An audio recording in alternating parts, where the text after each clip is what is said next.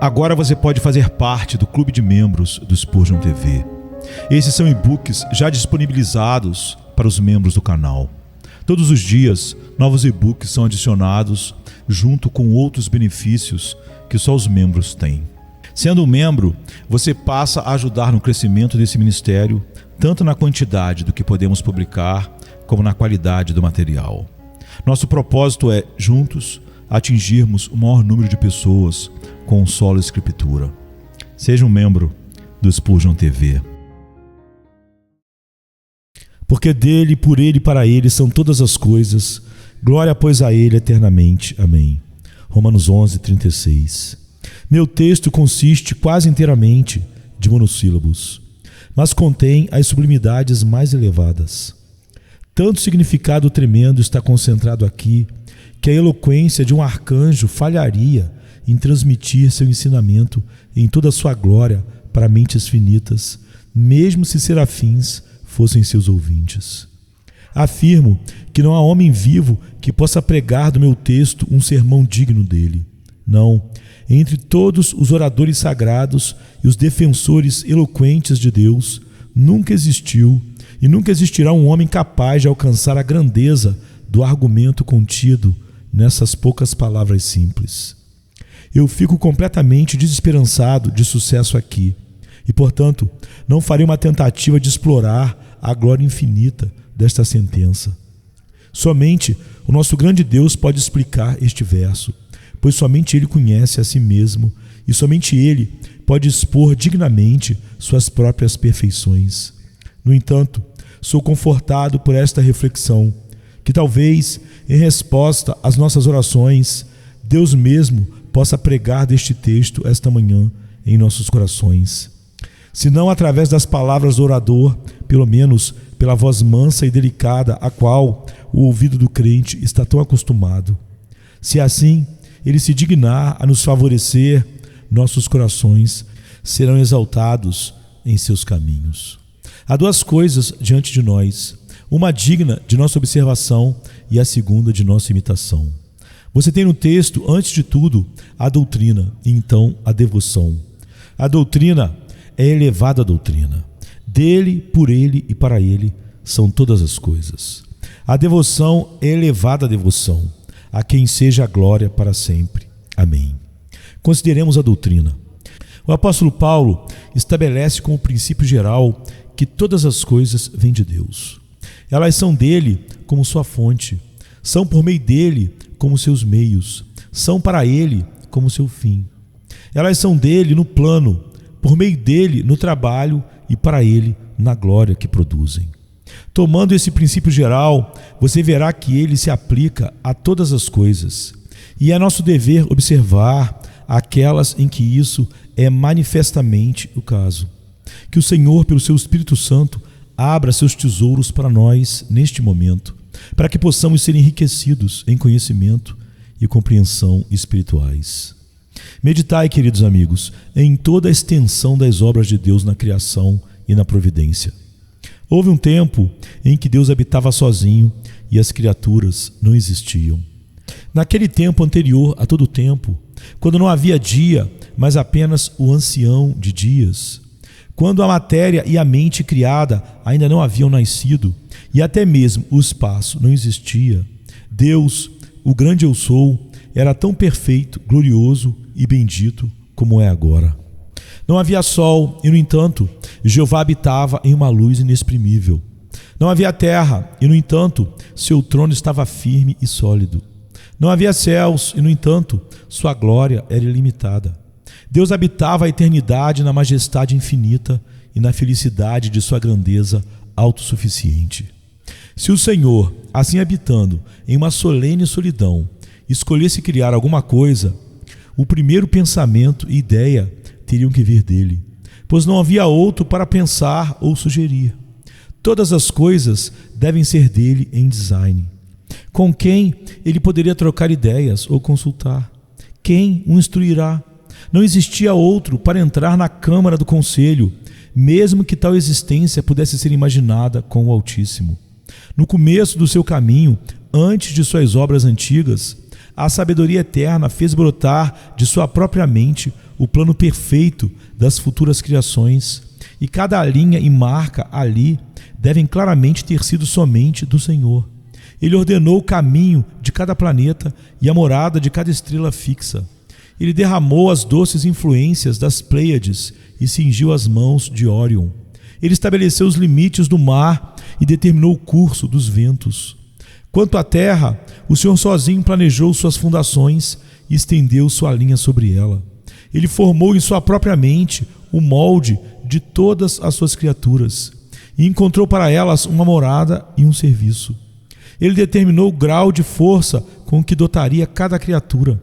Estabeleceu seus meses de vida, sua hora de morte, sua vinda e sua partida.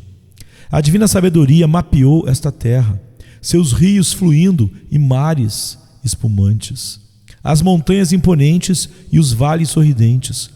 O divino arquiteto fixou as portas da manhã e as portas da sombra da noite. Nada poderia ter sido sugerido por qualquer outro, pois não havia outro para sugerir. Estava em seu poder criar um universo muito diferente deste, se assim desejasse. E o fato de ele tê-lo feito como é, deve ter sido simplesmente porque, em sua sabedoria e prudência, ele assim o viu adequado. Não pode haver nenhuma razão pela qual ele não pudesse ter criado um mundo do qual o pecado fosse excluído para sempre.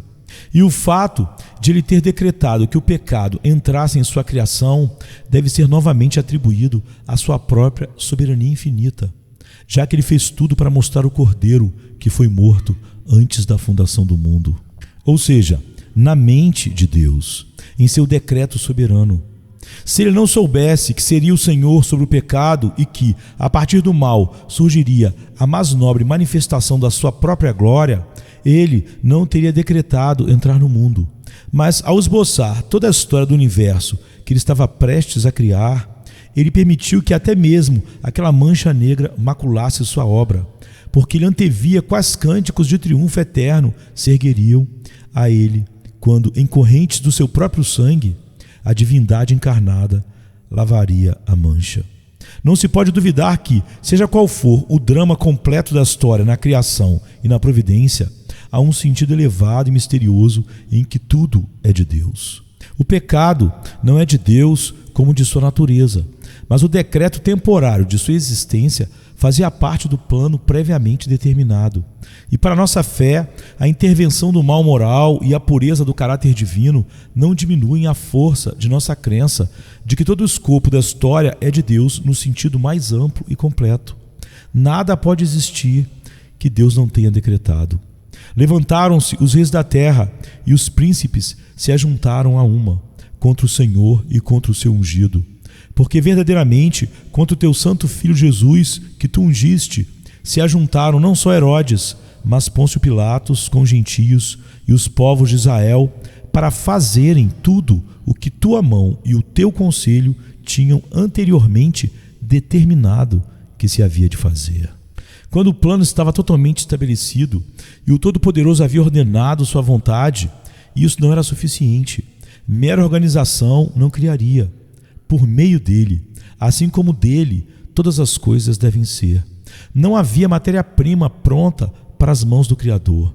Ele precisava criar o universo do nada. Ele não pede ajuda, ele não precisa. E além disso, não há ninguém para ajudá-lo. Não há matéria bruta que ele possa moldar em suas mãos e lançar como estrelas. Ele não precisava de uma mina de matéria não extraída que ele pudesse derreter e purificar na fornalha do seu poder e depois martelar na bigorna da sua habilidade. Não havia nada para começar naquele dia da obra de Jeová. Do ventre da onipotência, todas as coisas devem nascer. Ele fala e os céus saltam para a existência. Ele fala novamente e mundos são gerados com todas as formas variadas de vida, tão repletas de sabedoria divina e habilidade inigualável. Haja luz e houve luz. Não foi a única vez que Deus falou. E quando coisas que não eram passaram a ser, e essa terra girando, e os céus azuis floresceram do nada, bem como todo o universo de tamanho inimaginável. Por meio dele, todas as coisas se tornaram o que é a partir do nada. Desde o arcanjo que entoa seus louvores em notas celestiais, até o grilo que canta na lareira. O mesmo dedo pinta o arco-íris e a asa da borboleta. Aquele que colore as vestes da noite em todas as cores do céu, cobriu o cálice de ouro com ouro e acendeu a lâmpada do vagalume. Desde aquela imponente montanha, perfurando as nuvens, até o mínimo grão de poeira no chão da debulha no verão. Na verdade, cada átomo neste imenso universo, todas as coisas são por meio dele. Basta que Deus retire as emanações do seu poder divino e tudo se derreteria, assim como a espuma sobre o mar se dissolve na onda que a carregou. Nada poderia resistir um instante se o fundamento divino fosse removido. Se ele abalasse as colunas do mundo, todo o templo da criação ruiria e sua própria poeira seria soprada para o nada. Um deserto desolado, um vazio silencioso, uma terra árida e sem voz, é tudo que resta se Deus retirar seu poder. Não, nem mesmo isso restaria se seu poder fosse retirado. Tudo que existe, existiu pela eternidade apenas na mente de Deus, até que Ele trouxe tudo à existência a partir do nada. Que a natureza seja como é graças ao poder do Deus presente. Se o sol se levanta todas as manhãs e a lua caminha em seu esplendor à noite, é por meio dele. Fora com aqueles que pensam que Deus deu corda ao mundo como se fosse um relógio e se afastou, deixando funcionar por si mesmo, separado de sua mão presente. Deus está presente em todos os lugares, não apenas presente quando trememos, porque seu trovão sacode a terra sólida e acende os céus com relâmpagos, mas da mesma forma na calma noite de verão, quando o ar levemente abana as flores e os mosquitos dançam nas últimas claridades do sol. Os homens tentam esquecer a presença divina ao dar nomes estranhos ao seu poder. Falam do poder da gravidade.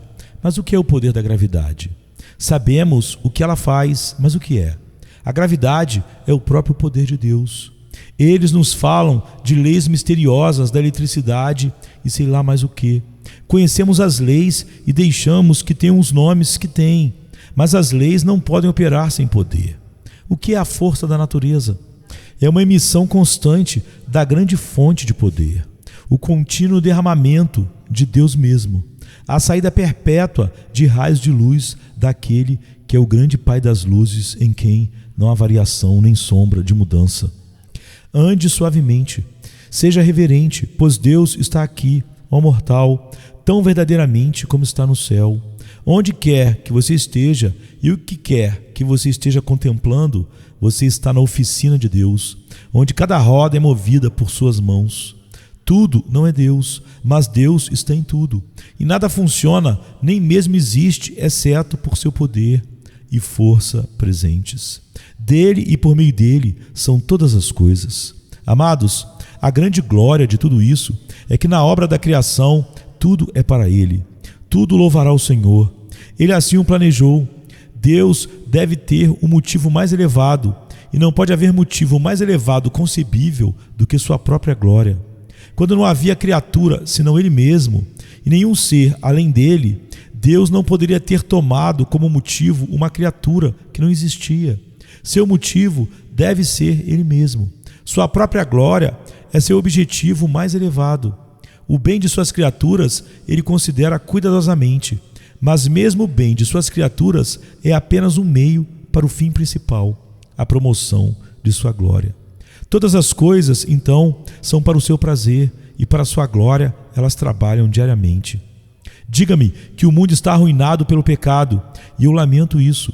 Diga-me que a lama da serpente está sobre tudo que é belo aqui, e eu sinto tristeza por isso.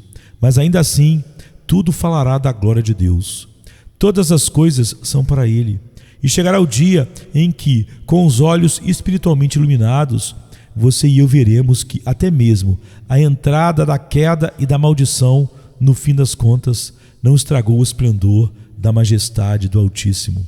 Pelo contrário, mostrará a glória da sua graça por toda a eternidade. A Ele pertence e pertencerão todas as coisas. Seus inimigos se curvarão relutantemente, mas abjetamente, enquanto seu povo redimido da morte e do inferno o exaltará alegremente. Os novos céus e a nova terra ressoarão com seu louvor, e nós, que nos sentaremos para ler o registro de suas maravilhas criadoras, diremos de todas elas: no seu templo todos falam de sua glória, e até agora todas as coisas têm sido para ele. Coragem então, amados.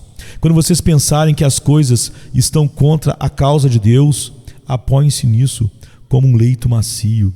Quando o inimigo sibilar em seus ouvidos essa nota: Deus foi derrotado, seus planos foram arruinados, seu evangelho foi rejeitado, a honra de seu filho foi manchada, digam ao inimigo: não é verdade. Todas as coisas são para ele. As derrotas de Deus, entre aspas, são vitórias, como na cruz. A fraqueza de Deus é mais forte do que a força do homem, do inferno e do diabo. E até mesmo a insensatez, entre aspas, do Altíssimo é mais sábia do que a sabedoria do homem. E no final veremos isso claramente, como diz o apóstolo Paulo. Aleluia. Um dia, na luz clara do céu, veremos, queridos amigos, que cada página da história humana, por mais manchada pelo pecado humano que esteja, tem, no entanto, algo da glória de Deus nela. E que as calamidades das nações, a queda de dinastias, as devastadoras pragas, pestes, fomes, guerras e terremotos, tudo isso cumpriu o propósito eterno e glorificou o Altíssimo. Da primeira oração humana ao último suspiro mortal, desde a primeira nota de louvor finito até o aleluia eterno, todas as coisas têm colaborado para a glória de Deus e têm servido aos seus propósitos. Todas as coisas são dele, por meio dele e para ele. Venha-se cansado estás, e eu descanso darei.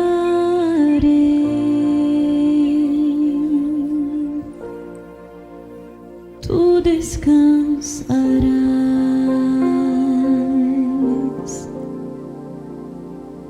Venha-me se não tens paz, e eu darei paz sem fim. Terás paz sem fim. O meu jugo é leve, o meu fardo graça dá. Tome tua cruz, te darei a paz.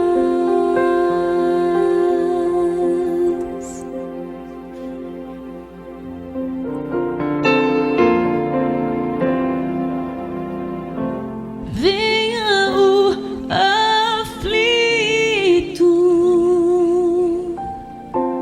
e lhe darei paz, minha paz darei.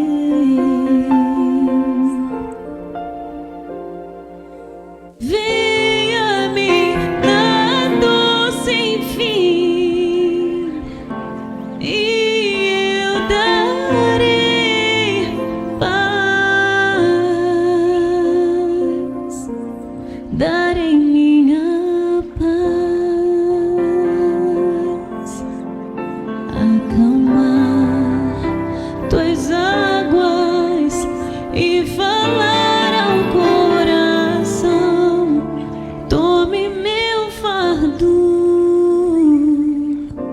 te darei a